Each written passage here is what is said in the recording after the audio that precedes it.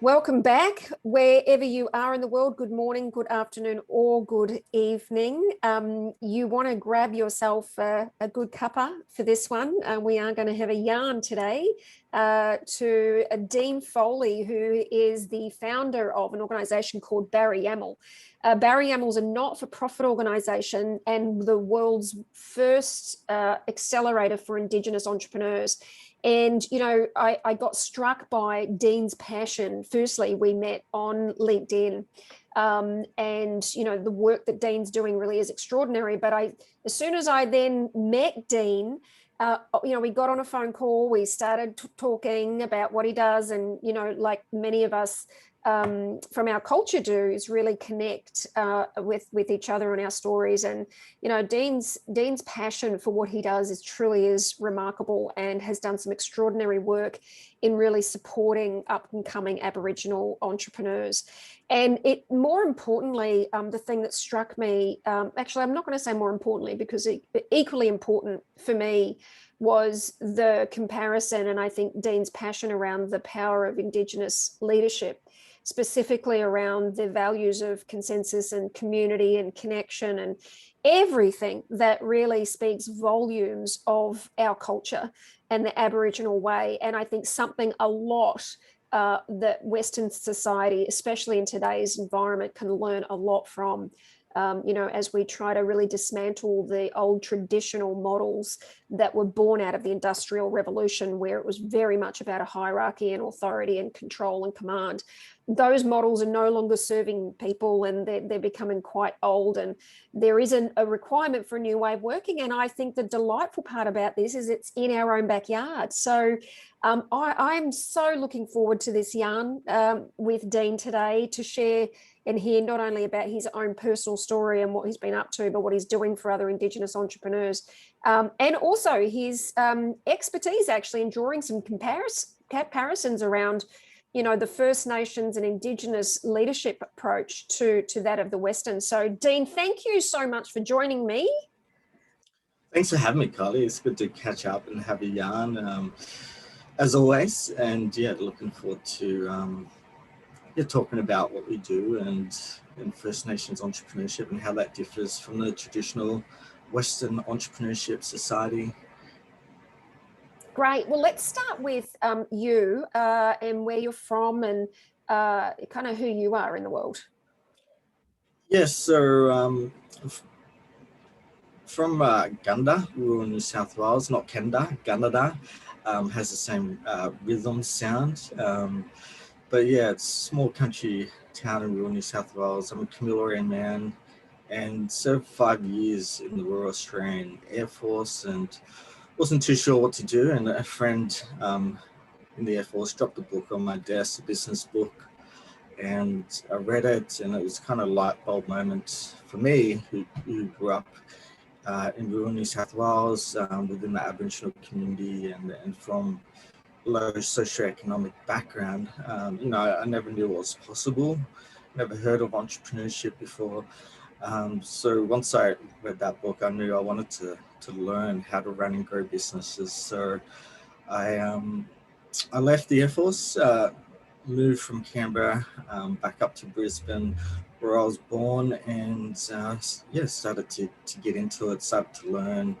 Went to university, started studying a graduate degree, MBA, and reaching out to successful business people and entrepreneurs to try and get some mentoring and learn how it's done.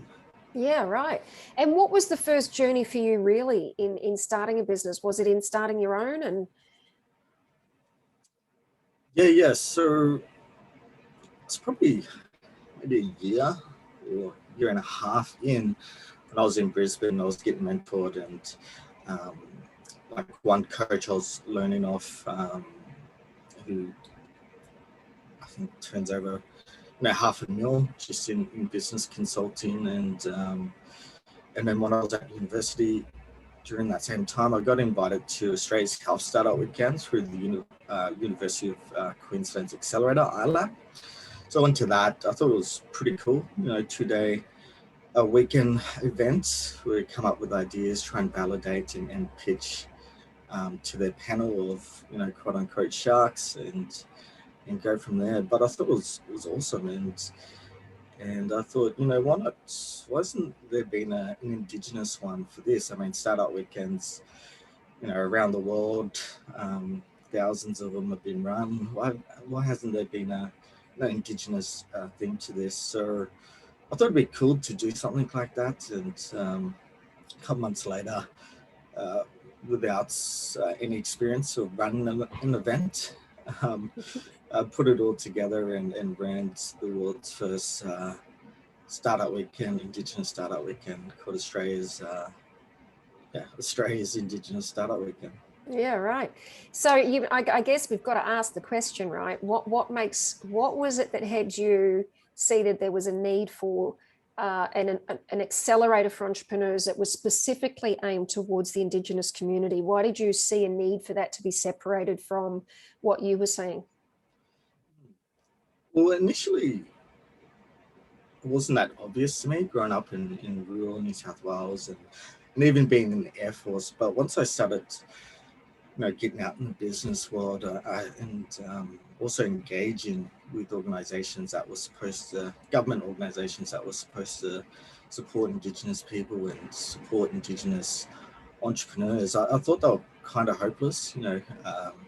Public servants are good at one thing, but I thought the actual real support they were offering was quite lacking, and I knew there needed to be more done. And during that time, I was getting involved into Startup Weekend. I was getting involved with the startup community in Brisbane, and like I've heard of accelerators before and what they do. Generally 3-month program to provide support to businesses, startups, and take them to the next level and hopefully scale from there. So with all that in mind, the support, especially from the government, was quite lacking and hopeless in my mind. And knowing the startup ecosystem and being mentored by successful businesses, I knew there needed to be more done. So I started reaching out to the accelerator programs across Australia, and one of them got back to me, Slingshot, which was a corporate accelerator that ran programs for the tier 1, tier 2 corporates like Qantas, HCF, Lion, and those big organizations. They got back to me and they saw the value in it from social CSR, corporate social responsibility point of view, and said they'll be happy to help me run the world's first Indigenous accelerator. So from there, with $0 and zero resources, but a potential partner to help out, was able to get free co-working space at one of the biggest co-working spaces in Australia, and onboard five or six Indigenous entrepreneurs at the end of 2016. Wow. I mean, what an accomplishment right there, right? It must have been a proud moment for you the first day you had those 5 people walk into the starting. To be honest, I was, in the trenches. I mean, you're in the trenches. You don't really, sip the fine wine and, reflect on your accomplishments. No. So it was a bit hectic. But by the end of it, and, they pitched and everything, felt quite good. I'm sure we'll talk about it later, but that's when I started to realize, I think, my passion, especially in business, was probably around community impact. I mean, I got nothing out of the program, no money or anything. It was Did you put yourself, so were you putting yourself through that at the same time as you had the other 5 in there, or were you, what was your primary role at that point? Primary role was to run it, so put it all together. So all the grunt work in the trenches, huh? Yeah, exactly. All sweat equity. Yes. First time doing it, but Slingshot gave me the process on how they do it. Their how-to guide and everything, and they had speakers. Their accelerator facilitator manager came and delivered some workshops for us and help mentor and that kind of stuff. So, you know, I didn't have to figure out what to do, but you know, somebody had to do it. So, you know, I was in there managing and putting the pieces together, coordinating. But you did, I think this is probably a point for us to talk about the comparisons that you've drawn between Indigenous entrepreneurship and the Western entrepreneurship. And, you know, I've seen the remarkable graphic that I'll certainly include in some of the link to the show notes for people to take a look at, because for me personally, I was, you know, really, I think it's a very important thing that you've brought attention to, not to make either one right or wrong, but just really to acknowledge that there is a very different approach. And not only a very different approach, Dean, but I think something in today's world where, you know, we're thrown by so much chaos and disruption that there is such a fundamental need for the most important thing that we all long for, which is connection. And I think from what I've seen of your model and what you're showing in those comparisons, that's certainly what it highlights. So can we talk a little bit about that and what some of those main differences are? Yeah, 100%. Agree on everything you said. You know, there's no wrong or right. There's just difference. It's yin and yang. You know, some people don't get it. They're like, how are the differences between Indigenous entrepreneurship and Western entrepreneurship? And the example, what I say to them was, do you think there's a difference between Western and Eastern entrepreneurship? How people run businesses in Europe compared to, you know, China, Philippines, and that kind of stuff? And then they kind of like, oh, okay. And I'm like, well, obviously there's, you know, there's a difference between those two cultures and societies. You know, Indigenous people are quite different too. So obviously they would run their different businesses differently based on their social norms and culture. So, yeah, kind of when I was getting into it too, and there was none of this comparisons between Indigenous and Western entrepreneurship. There's a lot of research and academic and community research around the differences between culture, like Aboriginal and Torres Strait Islander culture, and you know, Western culture, colonization, and that effects and that kind of stuff. So, but I knew there needed to be something done, just like you know, just running the startup weekend and the accelerator. Even though I didn't want to, I wanted to learn how to run and grow businesses at that time, and you know, hopefully grow from that. So I started, you know, looking into that research and the differences between the different cultures, and it came across some good comparisons. One of them was from a First Nations organization in Canada. When I looked at the differences between Aboriginal First Nations people and the Western cultural differences, I kind of connected. I thought it was, you know, it could have been basically used in Australia to compare the differences. But from that, ended up putting together resources to compare the differences between Indigenous and non-Indigenous entrepreneurship. And I kind of missed it, but just to go back and clarify. The reason why is because I saw, unfortunately, you know, colonization in Australia, Western society is the dominant culture. So, you know, to succeed, generally speaking, for Aboriginal people, they have to adopt the Western culture and way of doing things to become successful. And I was seeing that in businesses where entrepreneurs, you know, First Nations people were arguably operating from a Western perspective. They were very individualized. They just started their business and they were trying to get government contracts purely for their own benefit, which is not how, you know, traditionally Aboriginal communities are run. It's communities, you know, priority focus, where in Western societies generally the individual is the priority. So yeah, just thought, you know, why not, needs to be done. So put together resources. Not too sure if I answered the question. Well, no, it's great. Well, I think the thing that stood out for me is that I think there are five one of the things that I've noticed in what you've shared about it is there's 5 different specific areas where you can draw a direct comparison to, but the one that just stood out for me that you were sharing about then was the focus on individual and self. I think in Western society and business or not, I think the default, and despite saying, fundamentally we have a commitment to others, right? But the I suppose the automatic framing in terms of the way the structure is designed is very much about the individual versus community focused, and that certainly stands out as one of the comparisons. I think one of the first ones that you draw attention to between the differences. But there were 4 others that you have highlighted as well that I think are quite worth mentioning. Do you want to go through, just kind of share something about each of those?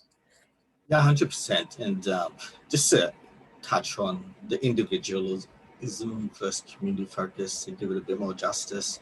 I mean, I think most Australians, and you're probably leading this charge, are starting to realise that the way things have been, the way Western societies operate and that kind of stuff, it's not really sustainable. And I mean, we're told there's infinite resources and all this kind of stuff, but people are starting to realise, we need to keep sustainability in mind, global warming, all that kind of stuff. So there is a shift in mindset. But when you look at businesses like what was that policy they put out for COVID-19 to keep the wages, keep people employed, the job seeker grant, there's some horror stories coming out of that from big businesses like Qantas. Can't remember the other ones, but I remember Qantas, they got millions of dollars to keep their employees, keep their people employed, and then what happened? They cut their employees and they outsourced it, to Asia, so it's cheaper, so they can, increase profits, which benefits doesn't benefit all those employees or the community. They cut these wages from. It benefits, a select few shareholders that increase their profits. So, individualism, it's a nice thing to have, and there's no wrong or right, but people starting to realize in the entrepreneurship, certain people are getting richer. For example, another example would be COVID-19. I think worldwide or in the US, there was 3.7 trillion in losses to wages and employment, while the top 10 or the 20 richest people increase their wealth by 3.9 trillion or something crazy like that. So so First Nations people are more community orientated. All the innovations throughout society, like Aboriginal people created the oldest agriculture structure in the world, which was based in Victoria. Used to farm eels and fish from memory, like 8,000 years old. That dated it back, very old. But these businesses that were created, these innovation structures that were created, weren't built by First Nations people just to benefit, 1 or 2 people. It was to benefit the whole community. So different way of doing things. But I think, through First Nations entrepreneurship and the mindset change, and maybe get more people to think like First Nations people, hopefully, to create a better world for everybody. The second thing, the mindset. Mindset. I need that coffee. It's like that. Well, it's a bit like that sometimes, though, isn't it? I forgot to put a cover on. So the other thing is, that material wealth and status. A lot of people chase in Western societies versus, community impact. I think, we're told we should become successful, whatever that means. Buy a new Ferrari or whatever, and then be in a position to get back to community where First Nations people mindset is always get back to community first. Sometimes at the detriment, but you've seen that in other societies too. Like I've traveled to Asia a fair bit, and like in the Philippines, Indonesia too. it's not really individualism there. It's not really community. That's more family. They'll do anything for their family, at their own detriment. Different mind focus, where First Nations people, again, it's all about the community benefiting, and the community incorporates everything. The people, the environment, the animals. Different way to thinking and doing things. And then I noticed, I think when you talk about well, certainly what comes to mind too for me, when we talk about the shift of mindset from, success being about wealth status or versus the impact you have. And I mean, two things. Firstly, the impact that you're saying, it's not in community, it's not just people, but you are talking about environment, you're talking about animals, you're kind of talking about the whole gamut. But I think if I go back and think from, what success ultimately looks like, the other thing that comes out of that for me is this kind of shift that we're starting to see around moving organizations away from, hierarchies where there are fewer people at the top and, a greater majority at the bottom, but where all the decisions sit at the top. That's very different to the way in which it occurs in the Indigenous culture, isn't it? Right? Yeah, 100%. And, traditionally, the community, would have a vote instead of an executive making all the decisions. Because, we come under the Western society in Australia, there's no real self-determination. Unfortunately, some First Nations communities are still operating under the hierarchy structure just because they have under, Australia, the Western society framework. And, that's had negative impacts. You've gone from consensus of the community to certain individuals taking control for themselves, benefiting themselves financially. I could give you a few examples to shine a light on it, but I think I'd have to double check. But I think the Premier of South Australia is actually holding. I don't understand. I'll have to double check. You'll have to double check on that, Siri. yeah. Siri, you had one job. So, I think he's doing an inquiry into Aboriginal businesses in South Australia, and the guy who helped get it going, he was talking about, and he phrased it interestingly. He said, "Black colonialism, obviously colonialism, European thing, where they just basically, take over countries, all the nations in Africa, and take all the wealth from it for their own benefit." And I thought that was quite interesting, Black colonialism. But actually see it happening, because of that. First Nations people have to operate under that hierarchy structure in Australia.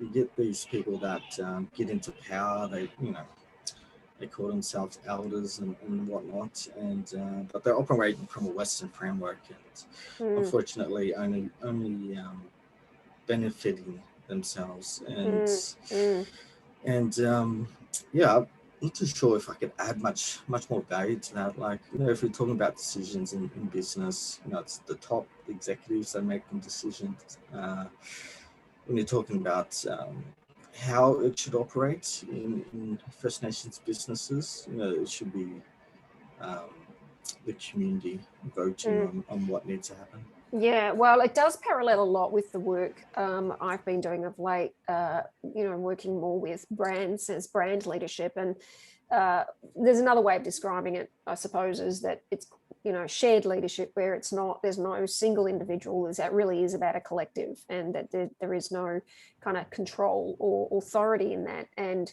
I do think that is absolutely the way to go. And I suppose in some aspects, I'm in a bit of a unique position I've discovered of late, because I've got the background being, from my culture, that the challenge has been for me, I was being the color that I am, coming from stolen generation, I was raised as a Western, in a Western way. But when the turning point came for me, when I left my corporate role and was challenged with how to kind of balance my family and everything, and where I landed was, just organically, pulled towards this space, which I found more nurturing and more true and real for me in terms of, you know, finding my feet in that space.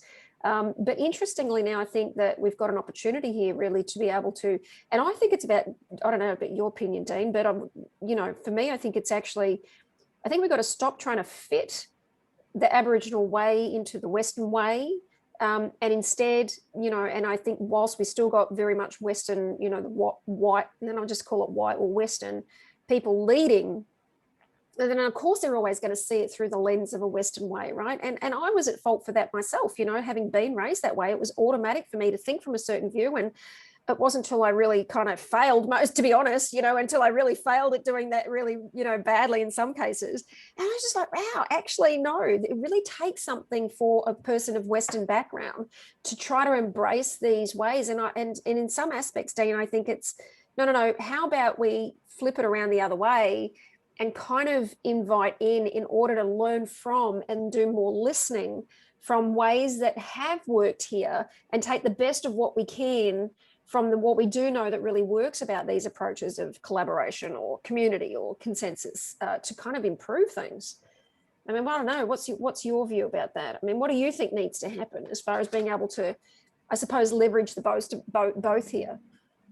I think there's a lot of good points in what you said. I should be interviewing you. You've got a lot of value. Oh, well, let's come back to your story then. Well, let me go. Can we put the spotlight on actually the work you are doing? Because here's the thing that I think is extraordinary, Dean. I think the fact that you've gone and started an organisation that's purely, you know, enhancing what is really extraordinary about our culture, which is all of these collaboration, and you're not like, the same thing goes. It's like you're not doing it in order to kind of have one or the other. You're like, well, what really, this is more a mindset. And so I love what you're creating with Barayamal and entrepreneurs. I kind of, why don't we just share for me, you know, one of the, you know, some highlights, I suppose, from even what you're seeing now and the difference that it's making for some of the up and coming, you know, entrepreneurs that you're seeing come through Barayamal. Because there's some inspiring stories in there, right?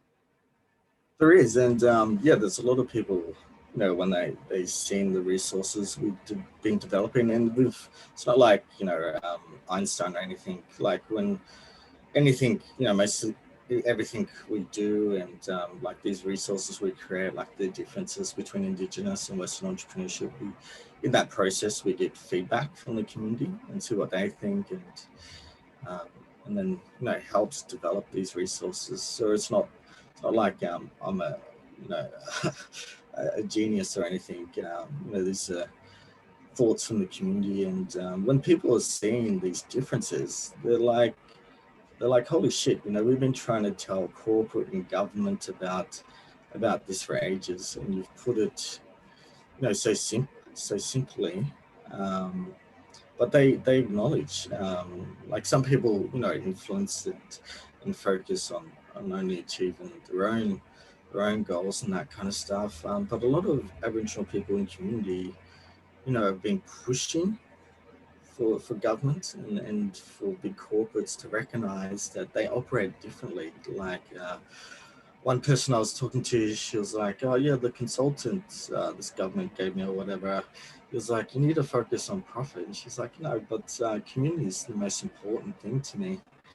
And he didn't understand. He's like, you run a business, like it has to be profit. You need to increase profits. You know, if you're running things for Aboriginal organizations or community, you need to charge them kind of thing. And she's just like, no, that's not, you know, that's not how we do things. So I think there's a challenge trying to get acceptance or self-determination. It's not like we're trying to enforce our values on non-Indigenous people in Australia, but I think it'll be challenging just to get any recognition that Indigenous people operate differently. You know, like I won't mention organisations, but you know, a commission, the National Commissioner for a massive organisation that influences policy and, you know, does the goes into their, you know, Canberra and talks to the politicians, and you know, I'm telling him about this stuff, and he's just looking at me like a crazy person. and saying there's, why should we treat Indigenous people differently? So I think, yeah, there's a challenge with the the policymakers who are happy with the status quo and obviously happy with Indigenous people not being in a position to effectively take hold of their self-determination rights. For example, Rio Tinto blowing up 10,000-year-old caves. So yeah, I'm not too sure what can be done, on the government level, but talking to the community about it, getting a lot of positive feedback. When we share these Indigenous versus non-Indigenous entrepreneurship stuff, like they want to share it to the corporates and government who they're speaking to. Some examples through our program. I mean, there's a fair few. I mean, it's always hard to pick, right, when you've got so many great ones. Why don't, before we do that, maybe you can think about one while we think about this, while I ask you this other question, just while I think about it. Your personal passion for doing this, clearly you were saying this, you in the trenches really, working hard at this to have it happen, right? And that can take something. What is it that drives you? What makes you so passionate about this? At the start, it was probably just a lot of coffee, but then, I realized,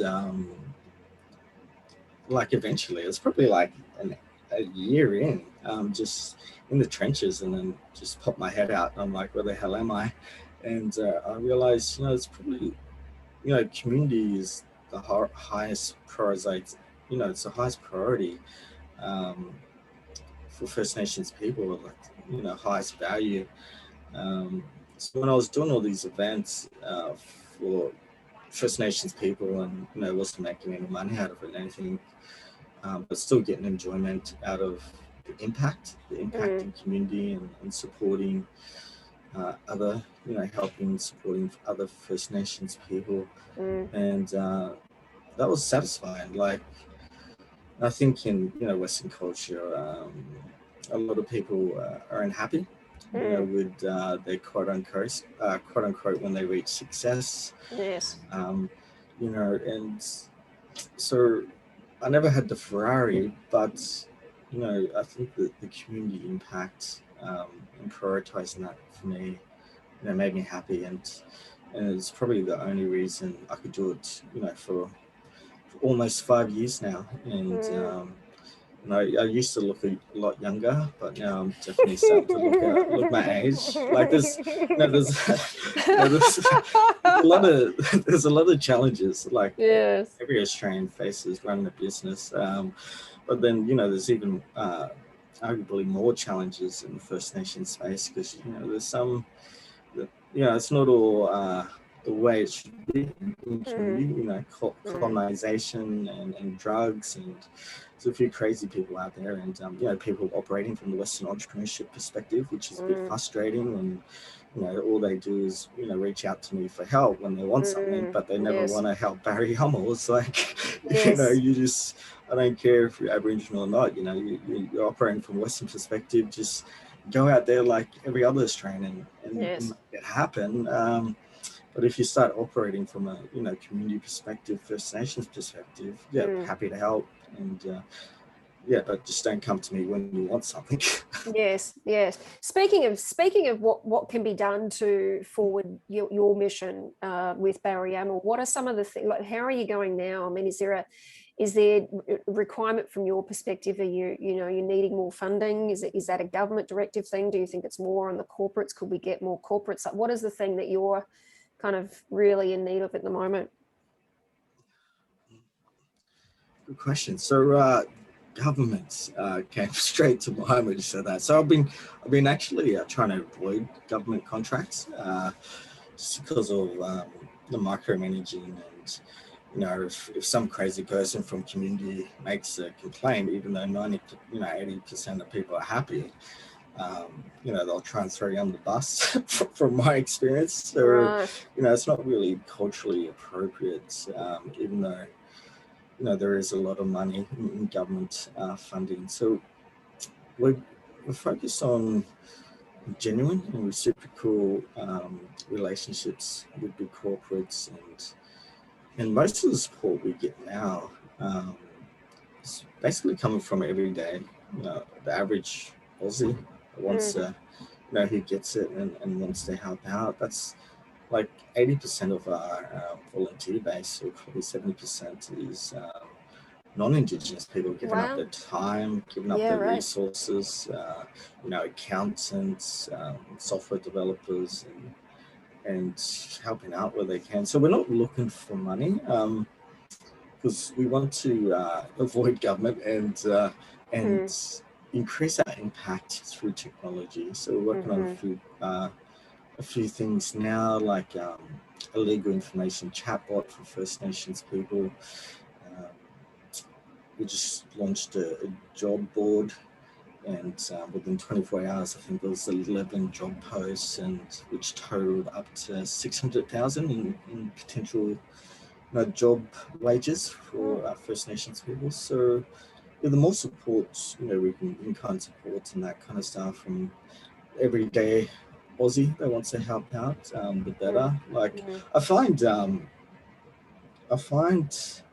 and I don't mean to be critical, it's just my experience, but I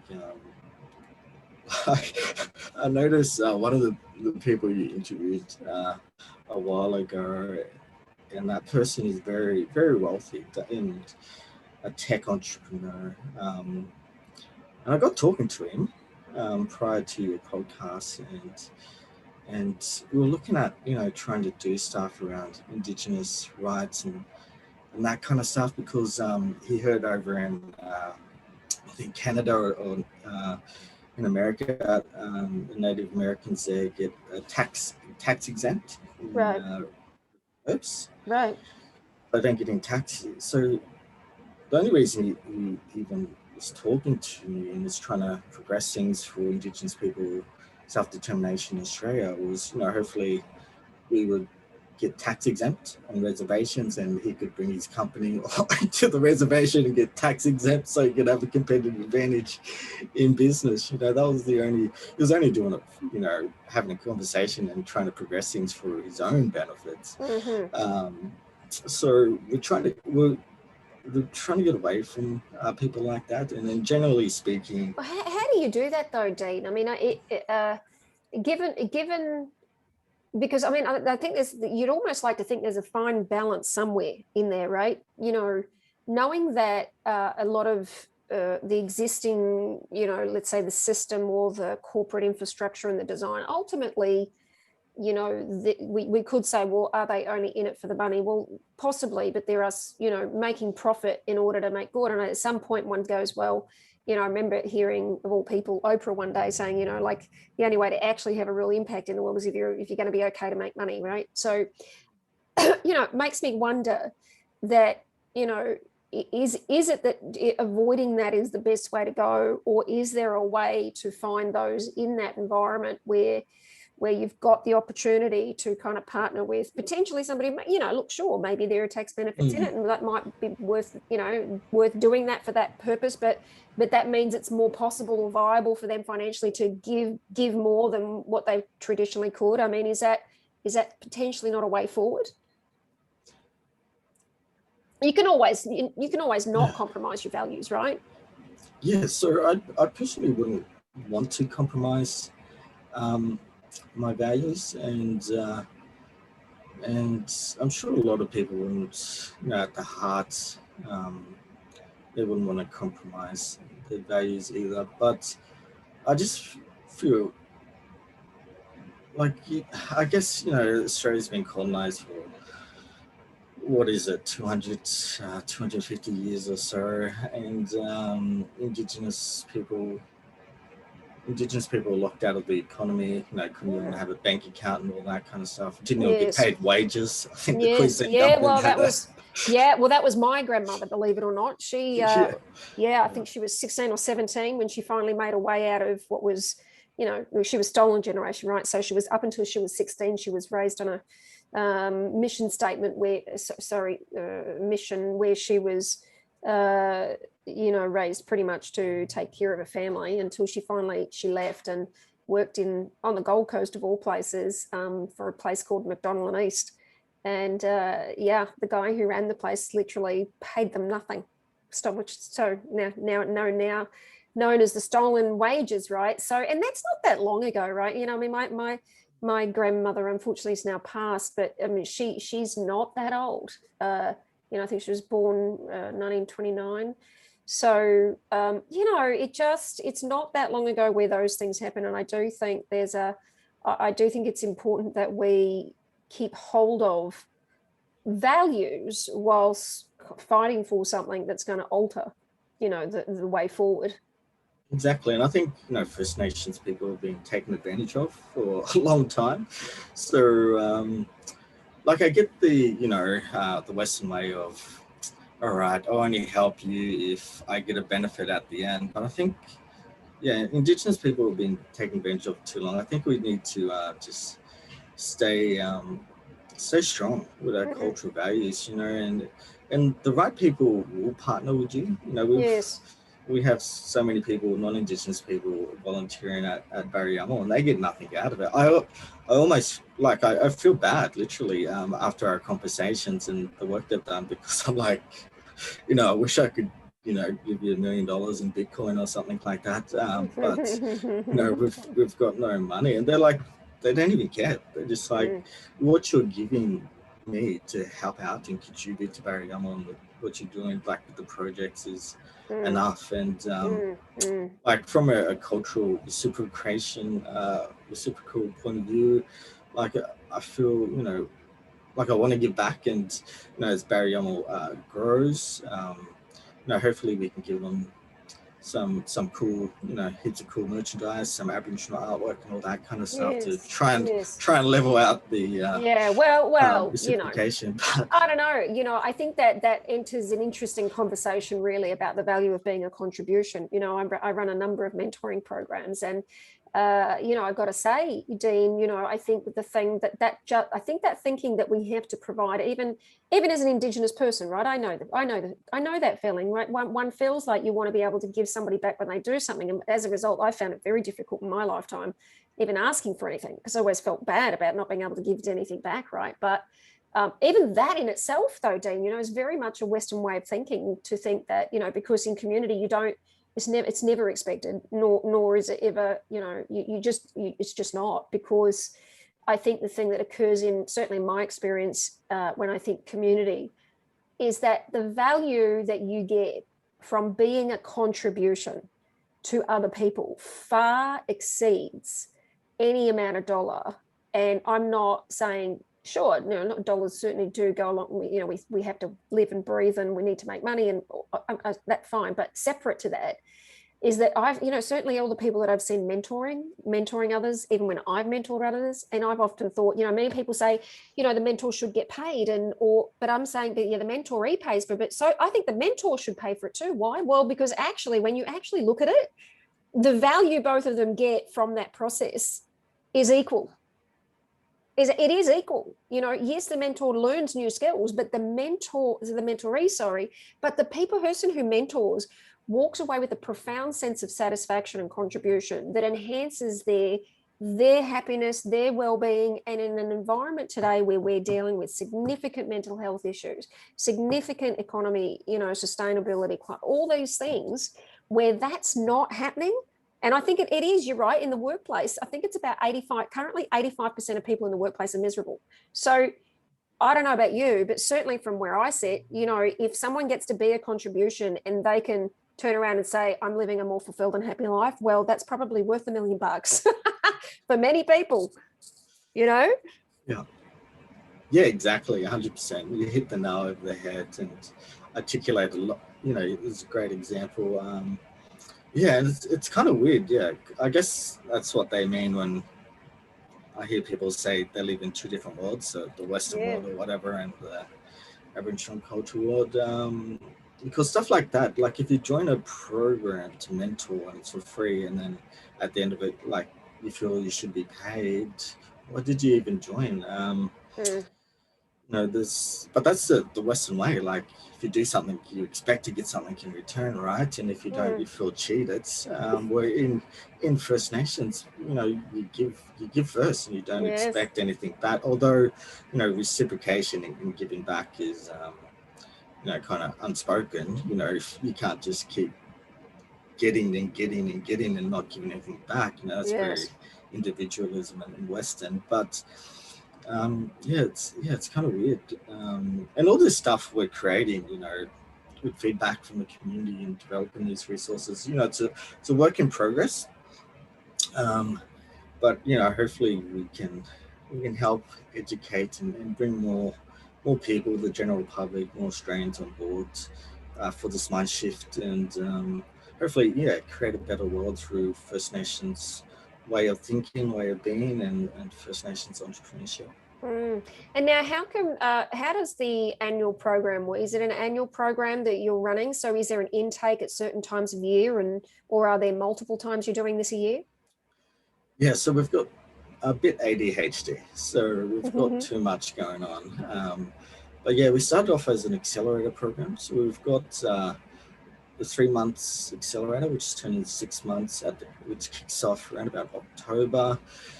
We've got a pre-accelerator in March, and a virtual 3-month accelerator middle of the year in June. And so we've got the accelerators, try and take the entrepreneurs and the businesses, startups to the next level through those year. And we're building heaps of other projects. The challenge with actual startups, generally speaking, the startup's supposed to be a tech-based business that can scale very quickly, and there hasn't been many opportunities for Indigenous people to participate in the tech space. We've interviewed and I used to be friends with venture capitalists in the big VC firms, and they give $0 out to Indigenous entrepreneurs and businesses, even though they raised 1.6 billion last year and have $1 billion funds. So I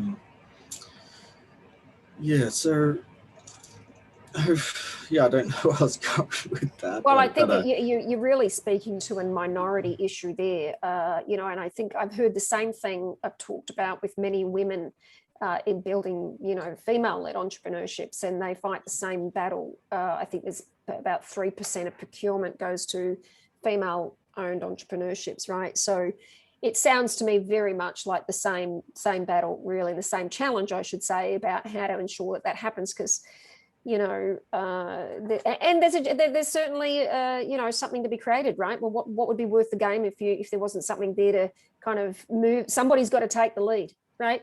And I think someone just has to. And I think it's an extraordinary thing that you're doing. Just sure, there are challenges there, but certainly where I would like to kind of leave the conversation, I do want to come back to having you complete a statement for me about your view about what a leader looks like, right?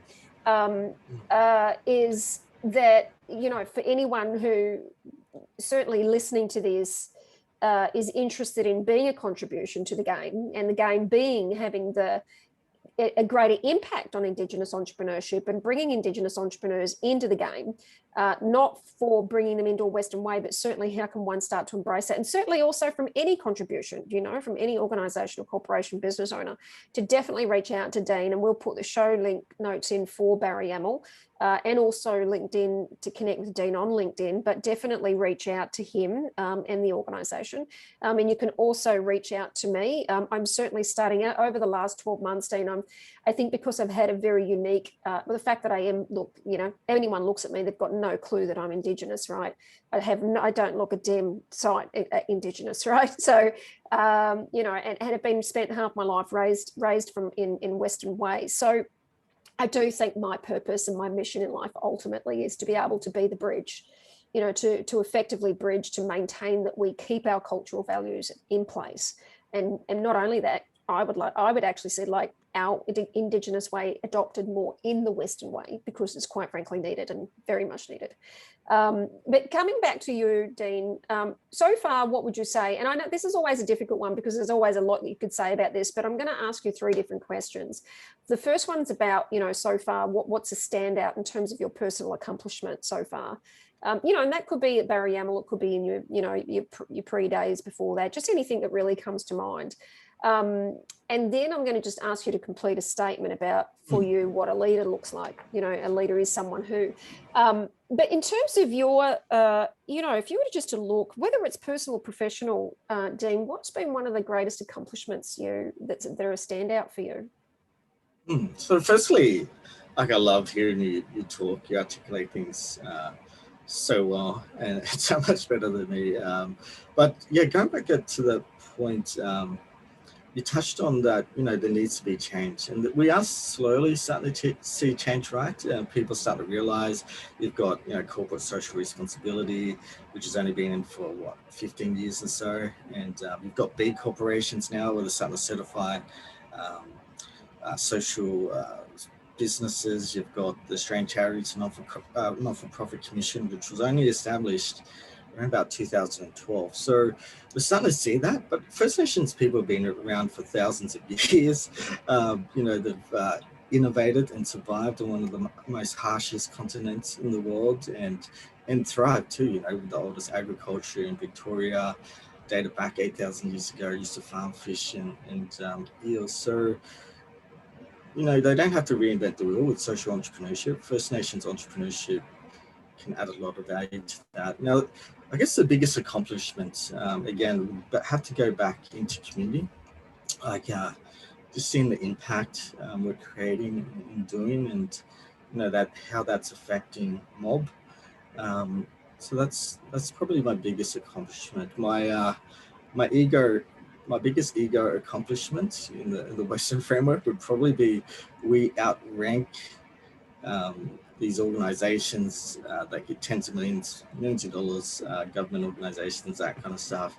We were trying to do support Indigenous businesses. We outrank them in Google SEO, so we're the number 1 for Indigenous entrepreneurship, Indigenous entrepreneurs, and that kind of stuff. So I thought that was, that's a big accomplishment. They've got tens of millions of dollars and they can't even rank number 1 in Google. So. And as I think a leader is someone who should put people, and more specifically community, first over their own selfish benefits. And that's basically it. I love that. I love that. Look, I really love that. I think it's just perfect, really, isn't it? I think it speaks volume to the work you're doing. It speaks volumes to our culture, speaks volumes to your contribution, I think, in everything that you've been doing. And really, it's just, I just want to thank you. And look, I know it can occur to you like, how articulate I am. But, I guess that's why running a podcast is something I do. But let's just say communication. Need to give me some tips. Well, let's just say it's not an overnight phenomenon, and it's also not a checklist of things to do. I think, 28 years of working in media and communications has taken a lot of practice. Let's just say that. It happened overnight. The Western, it happened overnight.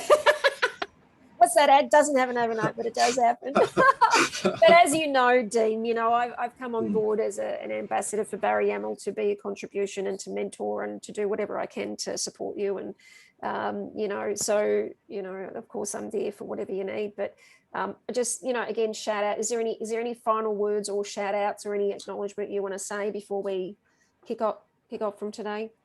No, I was just going to say, feel free to virtually slap me, but I've got to run off to a chat with the head of the Aboriginal side of university in Canberra. So fantastic. Well, wish we had more time to talk though. Oh, well, it's always easy to keep yarning, right? I mean, I could have, there was so many, listen, just to acknowledge that there were so many things in the conversation and that we could have gone deeper in, you know, really in each of those different areas. And we could have easily done that. But I think at this point, I just want to say, really acknowledge you and really acknowledge the work that you're doing and the community you've got behind you to kind of really take this on. It's just really great. Keep doing the great work. And as always, just reach out if there's anything that we can do to help. Will do, yeah, and I appreciate everything you're doing, Kylie. Love your support, love your work, and look forward to creating a big impact in the world. With you. Yeah, thanks. Well, thanks for joining me.